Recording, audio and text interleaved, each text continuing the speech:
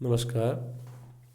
आज की इस वीडियो में हम कक्षा द्वादशी विषय जीव विज्ञान के अध्याय 4 जिसका भाग 3 है, प्रकरण का नाम है असंगजनन का महत्व, अनिषेक बीजता और सूक्ष्म प्रवर्धन।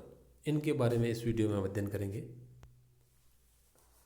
असंगजनन का महत्व, इम्पोर्टेंस ऑफ एपोमिक्सिस।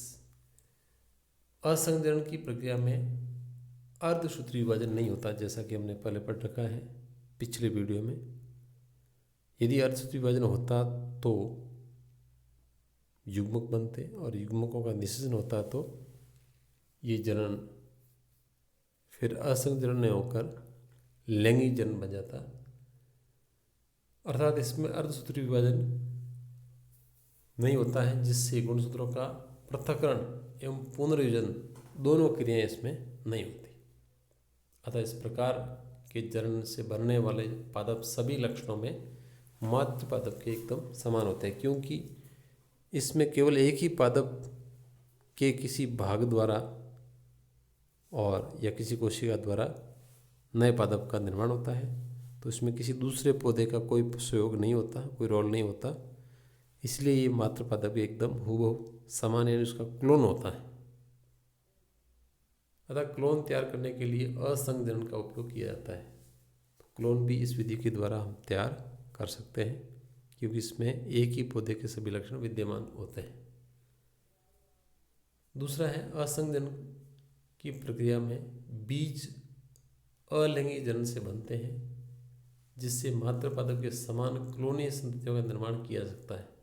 यानी जो बीज बनते हैं असंग जनन के द्वारा, वो एक ही पौधे के द्वारा बनते हैं।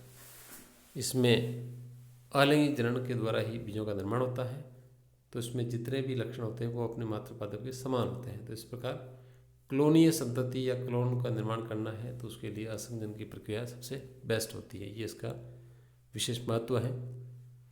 फसली पादपों में इस प्रकार के जनन से उसके लाभदायक लक्षणों को अधिक समय तक संरक्षित किया जा सकता है। यानी जो एक पौधे में विशेष लक्षण होते हैं जो कुछ विशेष उत्पादन देते हैं, उनके लक्षणों को अगर लगातार काफ़ी लंबे समय तक बनाए रखना है तो उसके लिए असंग जनन बेस्ट तकनीक है। चौथा है, इस प्रकार के जनन से संकर बीजों का उत्पादन आसानी से किया जा सकता है।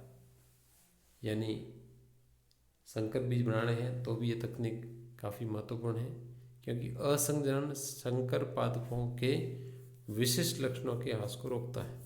यानी जो संकर पादप होते हैं उनके लक्षण लंबे समय तक बने रहें, तो इसके लिए ये विधि बेस्ट मानी जाती है।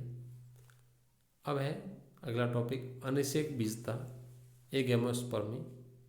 अनिषेक बीजता में जनन इकाई या प्रवर्ध्य सामान्य पौधों की भांति होता है, तो बीज ही है, लेकिन ये बीज सामान्य लैंगिक जनन क्रिया द्वारा उत्पन्न नहीं होता। यानी ऐसा बीज जो बिना निषेचन के तैयार हो जाए या बिना लैंगिक जनन के तैयार हो जाए तो उसे अनिषेक बीज कहते हैं। और इस गुण को अनिषेक बीजता कहते हैं या विधि को अनिषेक बीजता कहते हैं। जब बीज का निर्माण बीजांड की किसी भी कोशिका से अथवा असामान्य द्विगुणित भ्रूण कोश की किसी भी कोशिका से बिना निषेचन क्रिया के होता है तो इस प्रक्रिया को हम अनिषेक बीजता कहते हैं। यानी कोई भी कोशिका जिसका निषेचन नहीं हुआ है और वो बीज बना रही है तो इस प्रक्रिया को हम कहेंगे अनिषेक बीजता। ऐसा बीज भी द्विगुणित होता है, लेकिन इसमें समस्त जीन मातृ पादप के ही होते हैं। यानी जीन जितने भी होते हैं इसके अंदर वो मातृ पादप के होते हैं, और ऐसा बीज हमेशा द्विगुणित ही होता है। अब है सूक्ष्म प्रवर्धन, माइक्रो प्रोपेगेशन। वन्य पादपों, औषधीय पादपों और व्यावसायिक रूप से अन्य महत्वपूर्ण पादपों को वृत्त स्तर पर अगर उत्पन्न करना है, उनका प्रवर्धन करना है, तो इस हेतु सूक्ष्म प्रवर्धन विधि अत्यधिक उपयोगी है। पादप प्रजनन की इस आधुनिक तकनीक में पादपों के जो जीवद्रव्य होते हैं जो कोशिकाओं में पाए जाते हैं, प्रोटोप्लास्ट, और कोशिकाओं को और ऊतकों को, अंगों को या संपूर्ण अंग तंत्र को पृथक करके, यानी या तो कोशिकाओं के जीवद्रव्य या कोशिकाएं खुद या ऊतक या ऊतकों से बने हुए अंग या पूरा अंग तंत्र, इनको पादपों से पृथक करके इन्हें रासायनिक रूप से ज्ञात उचित संवर्धन माध्यम, जिसे कल्चर मीडियम कहते हैं, जिसमें विभिन्न प्रकार के पोषक तत्व विद्यमान होते हैं जो पौधों को ग्रो करने के लिए आवश्यक होते हैं, यह निर्जमीकृत यानी कीटाणु रहित एवं नियंत्रित अवस्थाओं पर संवर्धित किया जाता है, यानी तैयार किया जाता है या उसका प्रवर्धन या विकास किया जाता है। इस प्रक्रिया को हम सूक्ष्म प्रवर्धन कहते हैं। सूक्ष्म प्रवर्धन क्यों कहते हैं? क्योंकि पौधे का कोई भी सूक्ष्म भाग लेकर उसको हमने प्रयोगशाला में कल्चर मीडिया में संवर्धन करवाया, कल्चर करवाया, जिससे हमें नव पादप की प्राप्ति होती है। ये प्रक्रिया सूक्ष्म प्रवर्धन कहलाती है। इन कोशिकाओं या ऊतकों के द्वारा पात्र संवर्धन इन विट्रो कल्चर, यानी प्रयोगशाला के अंदर जो कार्य होता है वो पात्र संवर्धन कहलाता है। इसके द्वारा सर्वप्रथम कैलस और पर्रों का निर्माण होता है। सबसे पहले कैलस बनेगा जो कोशिकाओं का समूह होता है, और फिर धीरे धीरे पर्रों का निर्माण होगा जो जमीन के ऊपर पौधे का भाग होता है। कैलस में विभेदन एवं पर्रों में जड़ जनन द्वारा नवोद्भित पादपों का विकास होता है। यानी कैलस जो होता है कोशिकाओं का समूह, उसमें विभेदन होता है, तो कहीं से पर्रों बनता है तो कहीं से मूल बनती है।